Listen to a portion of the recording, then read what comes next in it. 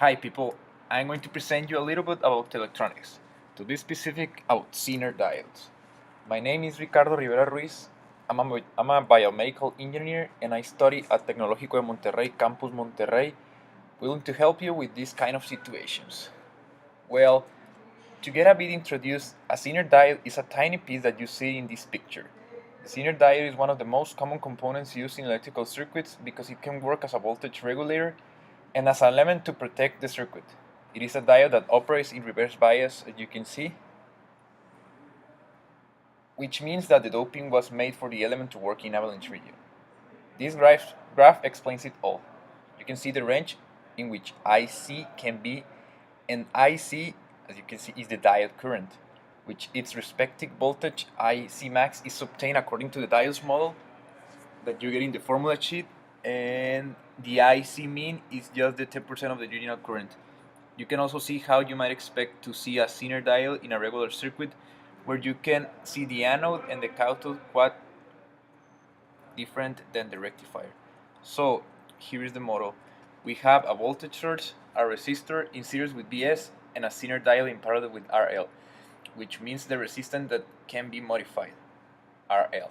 Also, you can see that each element has its respective current, and it will be important next.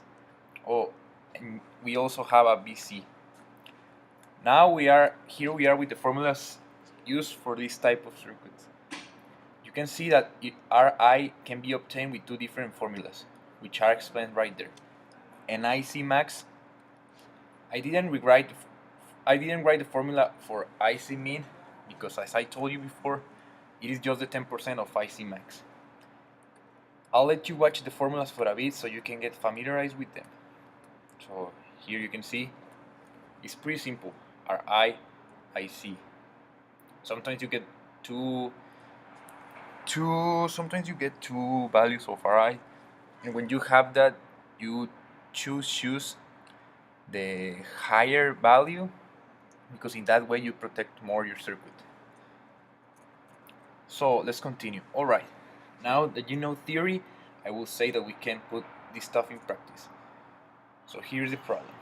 So here it says, determine the currents for the maximum and minimum load in a 12-volt Zener regulator to sustain proper voltage and current delivery.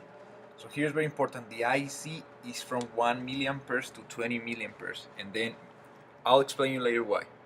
So here it says also, determine the minimum value for RL. As we know, we don't know the values for IL min and IL max. So let's get them by calculating the formulas we got before. As you can see, you get the minimum resistor current when IC gets the most of it. You get the maximum resistor current when the diode is getting the less current it can get, which is 1 milliamperes. And then you have RL min when most of the current is going through RL. This is a very important notation. And now I'm gonna introduce a second method. And this method starts with getting IR first by doing a KVL, like is mentioned up in the top part of the presentation.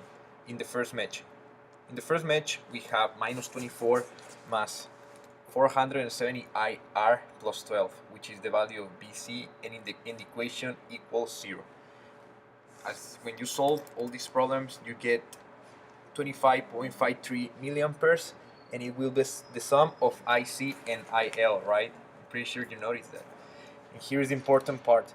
You have to adapt to the values of IC because you want the diode to be working. Otherwise, your circuit will be ruined. So as we said before, when you have the minimum current going through the diode, you have the maximum the other end. You subtract 25.53 minus 1 because 1 is the current that the diode is getting. So subtracting that, you get 24.53 milliamperes will go through RL. So what? Look carefully. There is something interesting here. The diode is in parallel with the resistor, so they have the same voltage. And there is your equation. 12 over 24.53 milliamps, as I mentioned here, will give you the RL minimum. So that's it. I hope you understood everything we analyzed, and I really hope this helps you. This helps you for your future work. And I would like to thank Jose Gomez because he was the author Jose Gomez is my teacher, so he is the author of the problems I just posted here. Thank you. Have a great day.